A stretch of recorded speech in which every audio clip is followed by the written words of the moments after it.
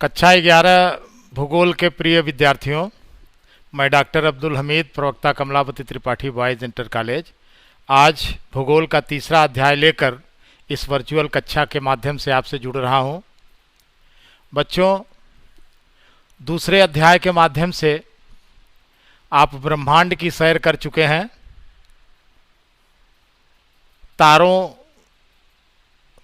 ग्रहों, उपग्रहों की दुनिया से आप वाकिफ हो गए हैं। अब हम लोग इस तीसरे लेसन में पृथ्वी के भीतर झांक के देखेंगे कि वहां क्या है, पृथ्वी के गर्भ में क्या है। इस अध्याय का नाम है पृथ्वी की आंतरिक संरचना। पृथ्वी की आंतरिक संरचना के संदर्भ में कोई भी ठोस प्रमाण उपलब्ध नहीं है। ब्रह्मांड के रहस्यों को जिस तरीके से परिकल्पनाओं के माध्यम से सुलझाने की कोशिश की गई, कुछ वैसा ही पृथ्वी की आंतरिक संरचना को समझने के लिए भी किया गया। अगर हम पृथ्वी के त्रिज्या की बात करें तो ये 6370 किलोमीटर इसकी त्रिज्या है, यानी गहराई है। वहां तक यानी भूगर्भ तक न कोई पहुंच सका है और न भविष्य में कोई कल्पना कर सकता है कि वो वहां तक पहुंच पाएगा। तो अधिकांश जानकारी अप्रत्यक्ष रूप से प्राप्त अनुमानों पर ही आधारित है। यद्यपि कुछ जानकारी प्रत्यक्ष प्रेक्षणों और जो पदार्थ इत्यादि मिलते हैं उनके विश्लेषण पर भी आधारित है। फिर भी बहिर्जात बल, अंतर्जात बल जो पृथ्वी पर भूदृश्यों का आकार स्थापित करते हैं, उनके माध्यम से हम कुछ अनुमान लगाते हैं। तो आइए देखते हैं कि पृथ्वी के भूगर्भ के आंतरिक संरचना के संदर्भ में हमारे कौन से ऐसे प्रत्यक्ष स्रोत हैं जो हमें कुछ अनुमान देते हैं। तो पहला जो प्रत्यक्ष स्रोत है वो है सरलता से उपलब्ध वो ठोस धरातली चट्टानें जो हमें खनन से प्राप्त होती हैं। दूसरा स्रोत है कुछ ऐसी गहरी खदानें जिससे हमको आंतरिक संरचना का कुछ पता चलता है। यहां एक उदाहरण मैं देना चाहूंगा। दक्षिण अफ्रीका में सोने की जो खानें हैं गोल्ड की, वो 3 से 4 किलोमीटर गहरी होती हैं। हालांकि ये बहुत कम है, लेकिन फिर भी कुछ तो हमको अनुमान मिलता है। और एक तीसरा तरीका कि हम समुद्रों का प्रभेदन करें, यानी समुद्र के अंदर खुदाई करके, छेद करके ये पता लगाएं कि भूगर्भ में क्या है। यद्यपि ये बेहद श्रमसाध्य और कठिन कार्य है, लेकिन मनुष्य खोजी प्रवृत्ति का होता है और वो कभी हार नहीं मानता। आर्कटिक महासागर में कोला नाम का एक प्रायद्वीप है, जहां समुद्र में 12 किलोमीटर गहराई तक छेद करके देखा गया है और यह अब तक का सबसे गहरा प्रभेदन है। अगर हम आगे बात करें तो ज्वालामुखी उद्गार से जो लावा इत्यादि निकलता है, प्रयोगशाला में उसके अन्वेषण से भी हमको कुछ अनुमान लगाने में मदद मिलती है। लेकिन उसके आधार पर गहराई निश्चित कर पाना संभव, यानी वो कितनी गहराई से लावा निकला है, इसके बारे में हम अनुमान नहीं लगा पाते हैं। तो ये कुछ थोड़े से प्रत्यक्ष स्रोत हैं जिनके माध्यम से हमें भूगर्भ के अंदर की एक थोड़ी सी जानकारी प्राप्त होती है। अब हम बात करते हैं उन अप्रत्यक्ष स्रोतों की जिनसे हम पृथ्वी की आंतरिक संरचना का अनुमान लगाते हैं। तो हम आते हैं अब अप्रत्यक्ष स्रोत पर, और वो अप्रत्यक्ष स्रोत यहां मैंने इंगित किए हैं, आप देखें तो पहला है खनन। खनन का क्या अर्थ है बच्चों? खनन से एक बात पता चलती है, खनन का मतलब खुदाई। पृथ्वी के अंदर भूगर्भ में खुदाई को हम खनन कहते हैं। तो खनन से हम कैसे अनुमान लगाते हैं वो मैं आपको बताना चाहता हूं। जब हम खोदते हैं और गहराई के साथ अंदर बढ़ते हैं तो गहराई के साथ साथ हम ये पाते हैं कि तापमान, दबाव, घनत्व तीनों चीजें बढ़ती चली जाती हैं। पृथ्वी की मोटाई को ध्यान में रखते हुए विभिन्न गहराई पर पदार्थों के तापमान, दबाव और घनत्व के मान के आधार पर हम वहां के पदार्थों का अनुमान लगाते हैं। तो इस प्रकार खनन की जो प्रक्रिया है वो पहला अप्रत्यक्ष स्रोत है। दूसरा अप्रत्यक्ष स्रोत है उल्काएं, यानी उल्का पिंड, जो कभी कभी पृथ्वी पर उसके कुछ टुकड़े आके गिर जाते हैं उल्का पिंडों के। तो जब ये कभी कभी पृथ्वी के किसी स्थान पर जब ये उल्का पिंड गिरते हैं तो हम उन उल्का पिंडों से प्राप्त जो पदार्थ होते हैं उसका अन्वेषण करते हैं, उससे जानकारी प्राप्त करने की कोशिश करते हैं। ऐसा इसलिए करते हैं कि उल्काओं में जो यानी उल्का पिंड जिस पदार्थ से बने होते हैं उसी पदार्थ से हमारी पृथ्वी भी बनी है। तो चूंकि वो संरचना में पृथ्वी से मिलती जुलती चट्टानें होती हैं तो हम उनका प्रेक्षण करके ये जानने की कोशिश करते हैं कि पृथ्वी का आंतरिक हिस्सा या भूगर्भ कैसा होगा। इसलिए उल्का भी आंतरिक जानकारी का एक महत्वपूर्ण स्रोत है। अब हम तीसरे की बात करें, गुरुत्वाकर्षण एवं चुंबकीय क्षेत्र। आप जानते हैं पृथ्वी पर जो सब कुछ टिका हुआ है वो गुरुत्वाकर्षण बल के कारण है। आप इसको साइंस में भी पढ़ चुके हैं, आप अवगत हैं। तो मैं आपको बताना चाहता हूं कि किस प्रकार हम गुरुत्वाकर्षण और चुंबकीय क्षेत्र के माध्यम से पृथ्वी के आंतरिक संरचना का अनुमान लगाते हैं। बच्चों, विभिन्न अक्षांशों पर, पृथ्वी के जो अक्षांश है सभी अक्षांशों पर गुरुत्वाबल समान नहीं है। ध्रुवों पर गुरुत्वाकर्षण अधिक है और भूमध्य रेखा पर कम है।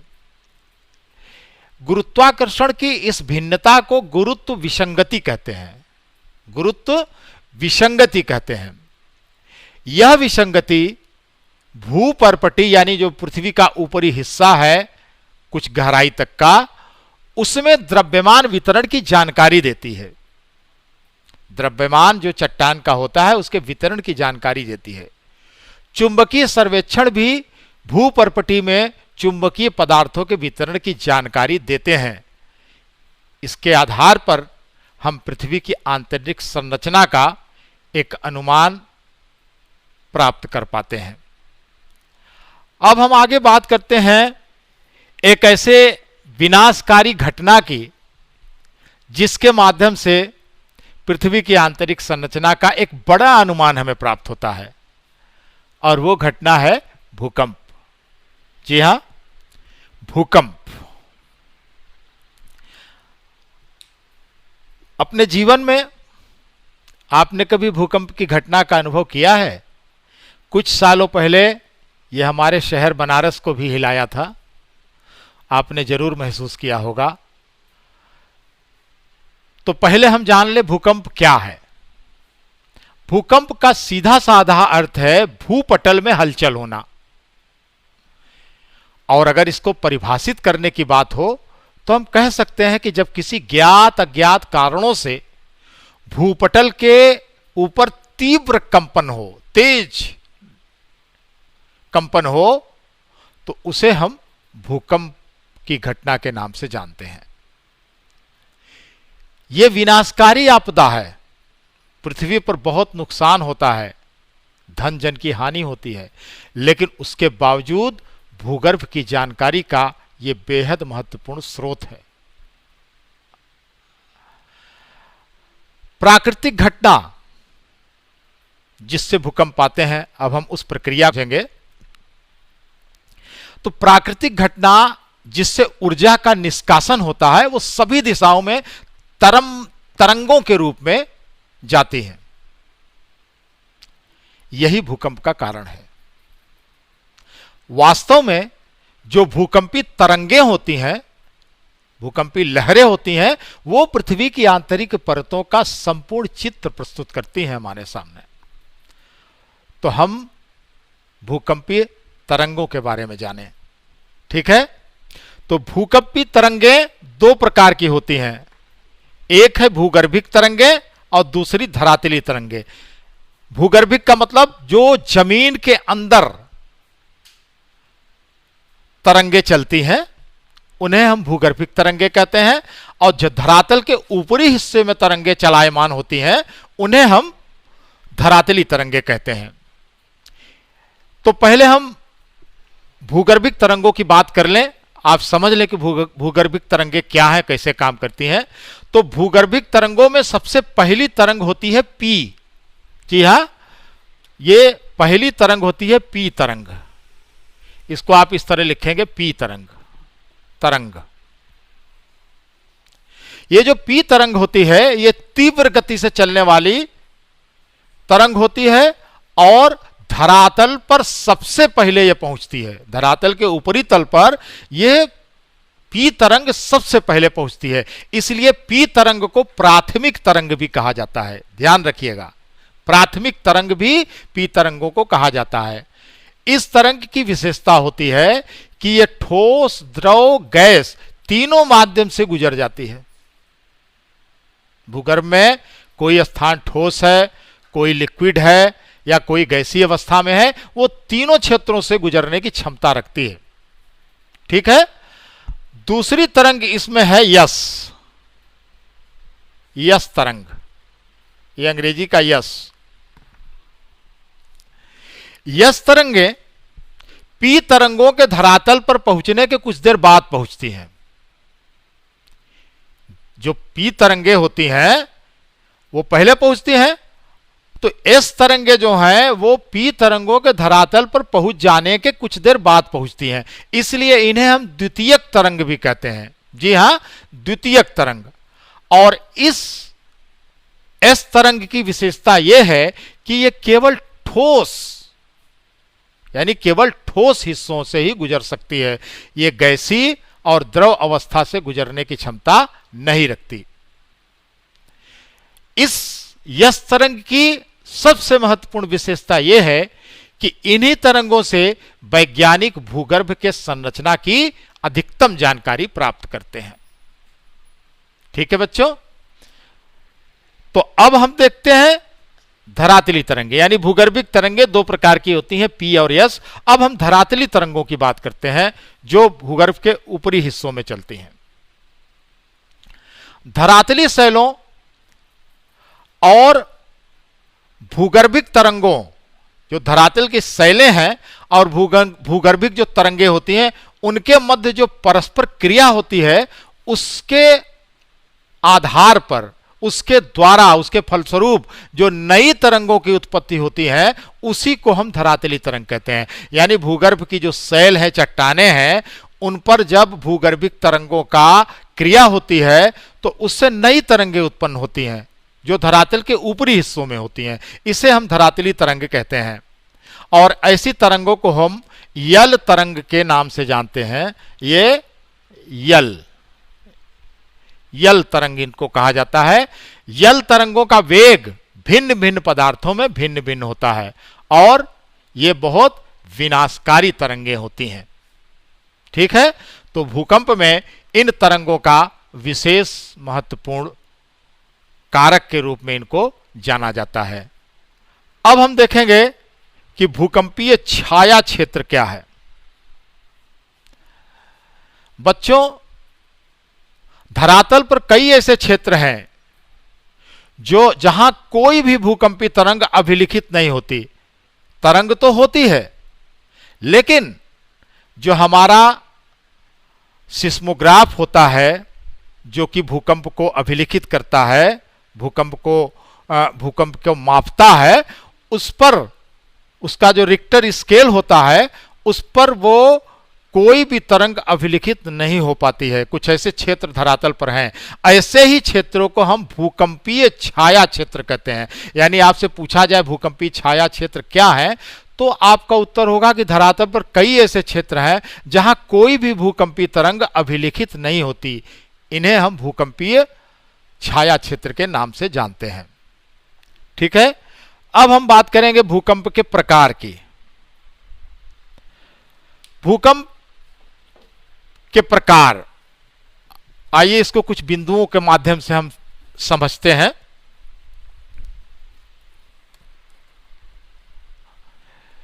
बारी बारी से भूकंप के प्रकारों के बारे में जानते हैं। पहला है विवर्तनिक।